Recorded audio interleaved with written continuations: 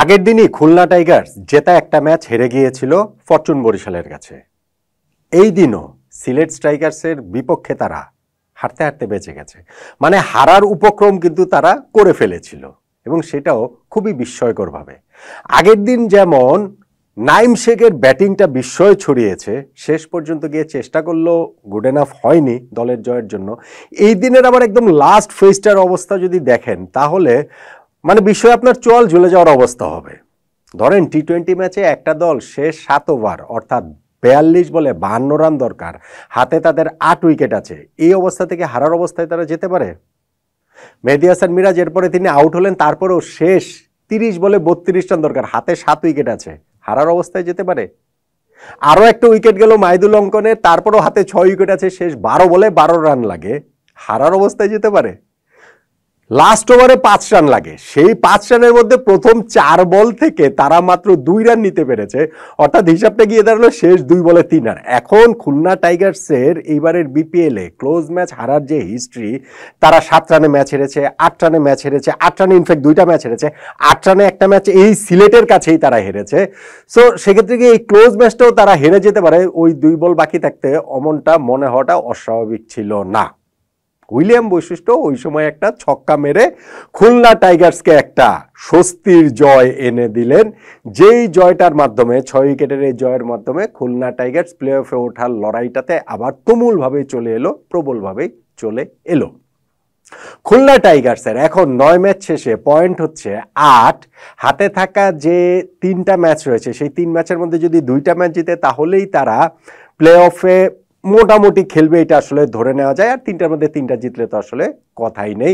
Sylhet strikers তারা 9 match শেষে 2 জয়ে মাত্র 4 পয়েন্টেই পড়ে থাকলো, প্লে অফে ওঠার চান্সটা তাদের আরও বেশি কমে এসেছে। টেকনিক্যালি এখন আপনি বলতে পারবেন না যে কোনো চান্স তাদের নেই, কিন্তু সত্যিকার অর্থে সেই চান্সটা আসলে সিলেটের জন্য কম, অনেকখানি কম। এই যে ম্যাচটা হলো, যেখানে খুলনা টাইগার শেষ পর্যন্ত একটা সহজ ম্যাচকে কঠিন করে জিতলো, রোমাঞ্চ ছড়িয়ে 6 উইকেটে জিতলো, সেখানটাতে টার্নিং পয়েন্ট কোনটাকে বলবেন?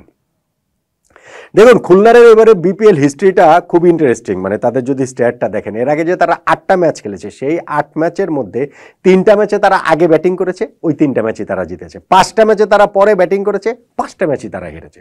সো এই ম্যাচে যখন তারা এই মানে হচ্ছে গিয়ে আগে মানে পরে ব্যাটিং তাদের করতে হলো, ওই সময়টাতে সিলেট স্ট্রাইকার্স তারা টসে জিতেছে, খুলনাকে ওই নিজের আগে ব্যাটিং নিয়ে খুলনাকে চেস করার সে অপশনটা দিয়েছে, এবং সেই জায়গাটাতেই খুলনার একটা ধুকপুকানি হয়ে যাওয়াটা স্বাভাবিক।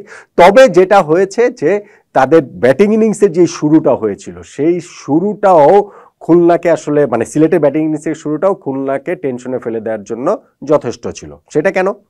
প্রথম ওভারে রনি তালুকদারের উইকেটটা তারা তুলে নিয়েছে 0 রানে, প্রথম 4 ওভার শেষে মাত্র 19 রান করতে পেরেছে সিলেট। কিন্তু এরপর জর্জ মানসি যেই ঝড়টা তুললেন, 5th ওভারে মেহেদী হাসান মিরাজ বোলিংয়ে আসলেন মানে কি, তিনি তো ফার্স্ট ওভারে উইকেট পেয়েছেন, প্রথম 2 ওভারে তিনি মাত্র 8 রান দিয়েছেন। 5th ওভারটাতে মানে তার যে 3rd ওভারটা তিনি করছিলেন, সেইখানটাতে প্রথম বলে জাকির হাসান একটা সিঙ্গেল নিলেন, তারপরে জর্জ মানসি নেক্সট 5টা বলে 4 4 4 4 ছক্কা। নেক্সট ওভারে হাসান মাহমুদকে আবারও সেই জর্জ মানসি 4 4 ছক্কা। এমন ব্যাটিং হঠাৎ করে তিনি শুরু করছিলেন যে স্কোরটায় কোথায় গিয়ে ঠেকে সেটা নিয়ে খুলনা টাইগার্সের টেনশনে পড়ে যাওয়াটা স্বাভাবিক। মাত্র 28 বলে তিনি 50তে পৌঁছে গিয়েছিলেন, কিন্তু 50 পর বেশিক্ষণ তিনি থাকতে পারেননি। 32 বলে 58 রানের একটা ইনিংস খেলার পর আবু হায়দার রনি তাকে আউট করে দিয়েছেন, এবং এই আউটটা খুবই খুবই সিগনিফিকেন্ট। কেননা জর্জ মানসি যদি আর 3টা 4টা ওভার থাকতেন, তাহলে রানটা হয়তো বা খুলনা টাইগার্সের ধরাছোঁয়ার বাইরেই চলে যেত। তারপরেও স্কোরটা আরো বড় হতে পারত। সিলেট স্ট্রাইকার্স তাদের ইনিংস শেষ করেছে মাত্র 152 রানে। আগে মুখোমুখি লড়াইটা যে তারা জিতেছিল খুলনা টাইগার্সের বিপক্ষে 8 রানে, সেখানে আগে ব্যাটিং করে তারা 182 করেছিল, এই ম্যাচে তার চেয়ে 30 রান কম করেছে। এবং সেইটা কম করার পেছনে আমার মনে হয় যে ওই যে 14 এবং 15 নম্বর ওভারে পরপর 2 ওভারে জাকের আলী অনিক এবং জাকির হাসান আজকে একটা 44 রানের ভালো ইনিংস খেলেছেন, এই 2টা উইকেটের খুবই গুরুত্ব রয়েছে। জাকিরের উইকেটটাও পেয়েছেন রনি। সো রনি ওই দিক থেকে হচ্ছে গিয়ে জর্জ মান্সের উইকেট, এইখানে জাকির হাসানের উইকেট। এই উইকেট খুবই গুরুত্বপূর্ণ, দুইটা উইকেট তুলে নিয়েছেন। সেটা হওয়ার পরে হয়েছে কি 125 5 উইকেটে 15 ওভার শেষে, আর 20 ওভার শেষে তারা মাত্র 152, অর্থাৎ ওই বাকি 30 বলে তারা মাত্র 27 রান যোগ করতে পারে। এই যে শেষ 5 ওভার, এইটা কিন্তু খুলনা টাইগার্সকে ম্যাচে প্রবলভাবে ফিরিয়ে এনেছে, ম্যাচে রেখেছে। কেননা চেস করাতে তারা যেহেতু দুর্বল, তারা যেহেতু এইবারে বিপিএল আগের 5 ম্যাচে চেস করে জিততে পারেনি, সো এইবারও যদি স্কোরটা সিলেট স্ট্রাইকার্স বাড়িয়ে ফেলে, বেশি হয়ে যায়, তাহলে জয়ের সম্ভাবনাটা তাদেরও কমে যাবে। সো শেষ 5 ওভারে তাদের যে কামব্যাকটা, 5 ওভারের কামব্যাকটার ভিত্তিটা আসলে তার আগের 2টা ওভারে, যেটা বললাম জাকের আলী অনেক এবং জাকির হাসানের উইকেট দুইটাতে, এইখানটাতে সিলেট স্ট্রাইকার্সের বিপক্ষে খুলনা একটা চেস করার কনফিডেন্সটা পেয়েছে, সেটা আমরা বলতে পারি। চেস করার ক্ষেত্রে কি হয়েছে দেখুন, এই যে শেষ দিকে গিয়ে এত এক্সাইটমেন্ট ম্যাচটা ছড়িয়েছে, বলছিলাম আমি ইনিংসের শেষ দিকে, শুরুটা কিন্তু অন্যরকম হয়েছিল। এই দিন ওপেন করতে নেমেছেন নাইম শেখের সঙ্গে মেহেদী হাসান মিরাজ, এবং আগের দিন দলকে হারিয়েছেন যে, সেখানে নাইম শেখের দায়টা বেশি, মিরাজের দায়ও কিন্তু কম না। তিনিও কিন্তু 29 বলে 33 রানের একটা ইনিংস খেলেছিলেন, কম না, মানে ওই দিকে হচ্ছে কি তার যে ইনিংসটা তিনি খেলেছেন সেই ইনিংসের গতিটাও আরও বেশি হতে পারত। আজকের এই ম্যাচটাতে এই দুইজনই, স্পেশালি মিরাজ, দুইজনই বলাটা ঠিক না, কারণ নাইম শেখ তিনি 17 বলে 20 রান করেছেন, এমন কিছু করেনি, কিন্তু মিরাজ আজকে শুরু থেকেই মেরে খেলবেন এবং সেইটা তিনি নিজেকে ওপেনে তুলে এনেছেন ক্যাপ্টেন, এবং সেইটাতে তিনি সফল হয়েছেন। ওপেনিং পার্টনারশিপে নাইম শেখ এবং মেহেদী হাসান মিরাজের 6 ওভারে 57 রান 59 রান এরকম রানটা হয়ে গেছে, মানে 60-এর কাছাকাছি রান হয়ে গেছে। ওই জায়গাটাতেই তারা অনেকখানি এগিয়ে গেছে যখন আপনি 152 রান চেস করতে নামছেন।